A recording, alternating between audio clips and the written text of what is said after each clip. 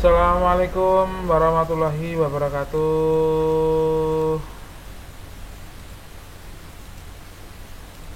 Halo, apa kabar anak-anakku semuanya? Semoga semuanya selalu dalam keadaan sehat, bahagia, dan selalu dalam lindungan Allah Subhanahu wa taala.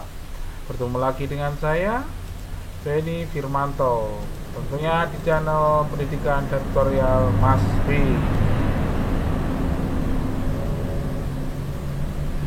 Sebelum memulai pembelajaran pada hari ini, mari kita berdoa menurut agama dan kepercayaan masing-masing. Berdoa dipersilahkan.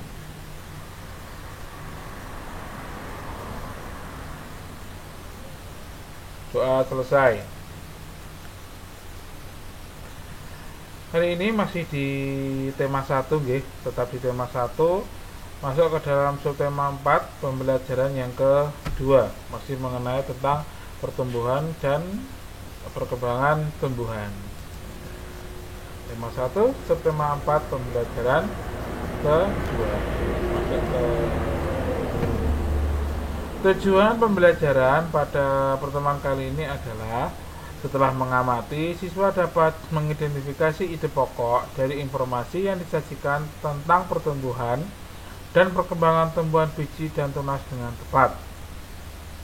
Setelah mengamati, siswa dapat menuliskan pokok-pokok informasi yang disajikan tentang pertumbuhan dan perkembangan tumbuhan biji dan tunas dengan tepat. Setelah mengamati, siswa dapat menjelaskan makna bersatu dalam keberagaman di lingkungan rumah dengan benar. Setelah mengamati, siswa dapat menceritakan pengalaman berkaitan dengan manfaat bersatu dalam menjalankan suatu kegiatan yang dilakukan di lingkungan rumah dengan benar. Setelah mengamati contoh, siswa dapat menjelaskan prosedur kombinasi gerakan lari dan lompat dalam bentuk permainan lompat bambu dengan benar. Setelah mengamati contoh, siswa dapat mempraktikkan prosedur kombinasi gerakan lari dan lompat dalam bentuk permainan lompat bambu dengan percaya diri. Nah, ini adalah beberapa tujuan pembelajaran pada pertemuan kali ini. Terdapat muatan pelajaran Bahasa Indonesia, PKN, dan juga PJOK. Langsung kita masuk ke buku tema. Kita masuk ke buku tema. Ada halaman berapa ini sudah kemarin. Bentar, maaf, catut. Nah, pembelajaran yang kedua. Nah, sebelum masuk ke pembelajaran 2, Pak Beni akan coba mengingat kembali pada pertemuan yang pertama atau pembelajaran pertama kemarin. Apa sih yang kita pelajari? Yang pertama adalah tentang perkembangbiakan tanaman. Ada yang melalui biji, ada yang melalui tunas, ada yang melalui umbi, ada yang melalui cangkok atau buatan. Nah, yang berasal dari tunas atau pertumbuhannya dengan menggunakan tunas yaitu pohon, pisang, dan juga bambu. Biji banyak ya, ada mangga, jambu, dan sebagainya. Untuk umbi ada ketela, kemudian kentang, dan sebagainya. Masih ingat berarti nggih. Juga untuk pembagiannya dalam bilangan yang besar, ratusan mungkin, silahkan diulang-ulang di rumah, tidak boleh hanya sekali kemarin. Kalau Pak Beni boleh menyarankan, silahkan kalian meminta soal kepada ayah atau ibu. Nah, jadi bapak atau ibu, bapak satu soal, ibu satu soal mengenai pembagian. Tujuannya apa? Supaya kalian lebih memahami tentang pembagian. Tidak hanya kemarin saja, tapi di rumah juga harus diulang-ulang. Langsung ya. Perkembangbiakan tumbuhan dan biji. Sebagian besar tumbuhan berkembang biak dengan biji. Tumbuhan dewasa akan berbunga dan menghasilkan buah. Di dalam buah terdapat biji. Nah, di dalam buah terdapat biji nih. Biji berkembang menjadi tanaman baru. Tanaman baru tumbuh menjadi dewasa dan berbuah. Perputaran tahapan perkembangan tersebut membentuk sebuah siklus atau daur hidup. Ya, daur hidup tumbuhan itu ini ya, dari biji. Jika memang diawali dari biji, kemudian dia akan apa itu namanya, tunas, akar dulu yang pertama. Biji dia akan mengeluarkan akar, kemudian dia akan mengeluarkan tunasnya, kemudian batang, daun, bunga, kemudian berbuah. Nah, itu adalah siklus atau daur hidup tumbuhan. Perhatikan gambar bagian-bagian biji di bawah ini. Nah, ini kalau tidak salah ini namanya biji mangga. Di dalam biji itu terdapat beberapa hal, yaitu yang pertama ada yang namanya embrio. Nah, embrio ini adalah calon tumbuhan baru. Jadi ketika kamu membelah biji mangga isinya mangga atau pelok ya. Kalau kalian membuka pelok, maka kalian akan menemukan hal seperti ini di dalamnya. Pak Bani sudah pernah mencoba ini. Ada embrio atau calon tumbuhan baru. Kemudian ada yang namanya selimut biji untuk melindungi bijinya. Nah, ini pinggiran ini selimut biji atau untuk melindungi biji, dan juga kotiledon adalah sumber makanan calon tumbuhan baru. Jadi embrio ini sumber makanannya adalah kotiledon. Nah, embrio dan kotiledon ini dilindungi oleh selimut biji. Oke, akan nanti pelajari kembali. Nah, untuk memahami tentang daur hidup tanaman, khususnya di sini disebutkan semangka, lengkapilah bagian daur berikut dengan gambar yang sesuai. Nah, nanti gambarnya ada di bawah ini, oke. Gambar yang A ini adalah buah semangka, yang B ini tunasnya semangka, yang C ini adalah bunganya semangka, ini adalah biji semangka, dan E ini adalah batang dan daun semangka yang baru ini. Nah, menurut kalian bagaimana urutannya? Nah, nanti silakan digambar di buku tugasnya. Oke, sesuaikan ini gambarnya, diberi keterangan ini apa, nanti diberi keterangan di sini. Diurut diurut. Bukan acak tapi diurut tentang pertumbuhan atau daur hidup semangka. Nah, nanti kemudian setelah selesai membentuk sebuah gambar daur hidup ini, ceritakan dengan bahasamu sendiri kira-kira daur hidup semangka itu seperti apa. Nah, nanti ditulis seperti ini, ditulis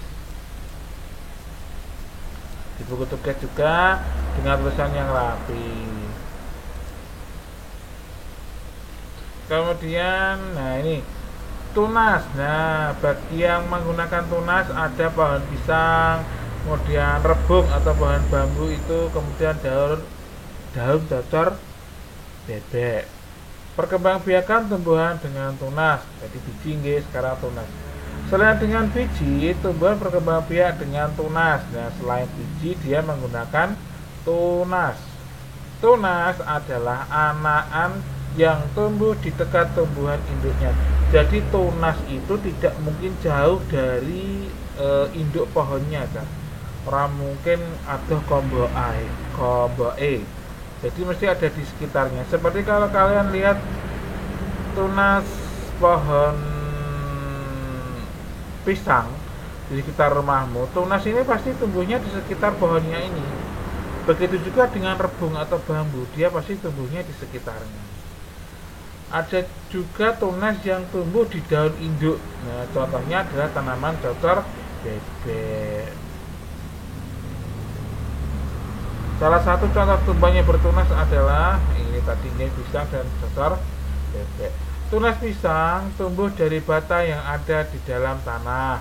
Tunas pisang tumbuh menjadi tumbuhan baru di sekitar induknya. Tunas pisang tumbuh dari batangnya, batang yang ada di bawah dalam tanah. Tumbuhan cocor bebek berkembang biak dengan tunas daun. Tunas cocor bebek tumbuh di tepi daun. Gambar tersebut adalah gambar pohon bambu, cocor bebek, dan pohon pisang. Lah ini rebung ya. Rebung ini juga letaknya nggak mungkin jauh dari induknya, mesti di dekat-dekat. Nah, Bahan bambu yang berkembang biak dengan tunas itu ternyata dapat kita manfaatkan menjadi sebuah permainan. Nah, namanya adalah ini, apa itu namanya?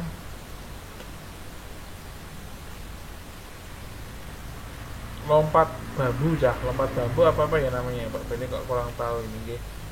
Nah, cara permainnya seperti inilah. Nanti silakan dilihat kira-kira bagaimana. Di sini ada tutorialnya atau caranya. Silahkan kalian menggunakan bambu di sekitar rumahmu. Jika tidak ada bambu, gunakan. Jika tidak ada bambu, kamu bisa menggunakan tongkat pramuka saja, tidak apa-apa. Yang penting kamu melakukan permainan ini bersama dengan teman-teman. Dan karena kelompoknya itu adalah 4 anak, jadi untuk satu anaknya boleh minta bantuan kepada temannya yang lain atau minta bantuan kepada orang tuanya. Oke.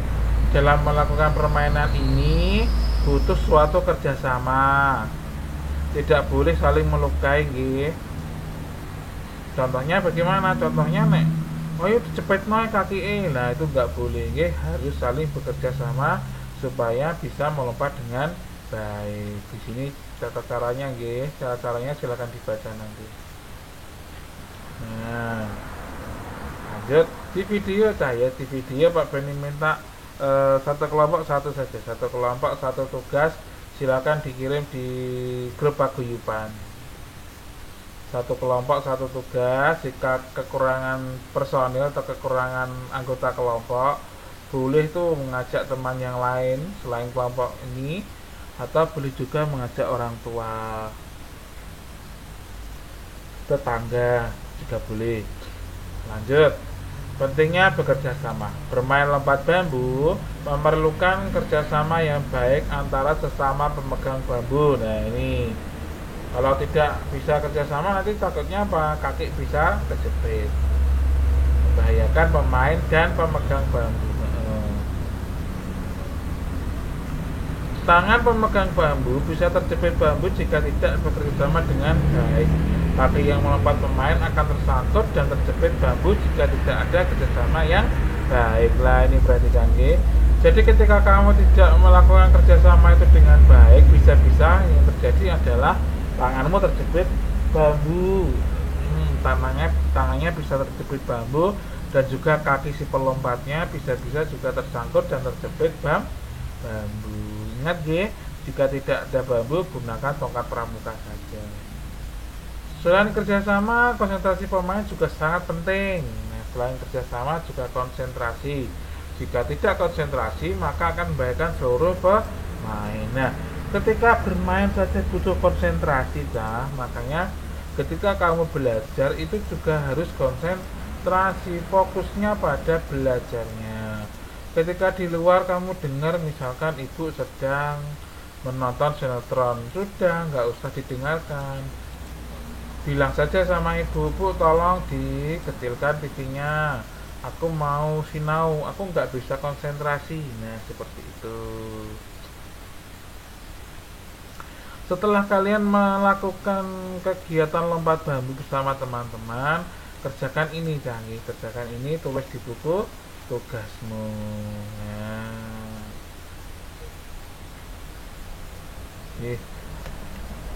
Kalau tadi Pak Beni sampaikan, kalau bambu tidak ada, pakailah apa itu namanya, tongkat pramuka, karena tongkat pramuka itu bahannya juga sama-sama dari tumbuhan. Dan oke, menurut Pak Beni penjelasannya cukup sampai di sini saja. Terima kasih sudah menonton video ini. Jangan lupa selamat belajar dari rumah. Jangan lupa tetap menjaga kesehatan, protokol kesehatan, tetap menjaga dan mematuhi protokol kesehatan dengan memakai masker, kemudian jaga jarak, cuci tangan pakai sabun dan air mengalir, jauhi kerumunan apabila tidak perlu. Jangan lupa subscribe channel ini supaya Pak Beni terus bisa berkembang channelnya. Terima kasih dan selamat belajar dari rumah. Assalamualaikum warahmatullahi wabarakatuh.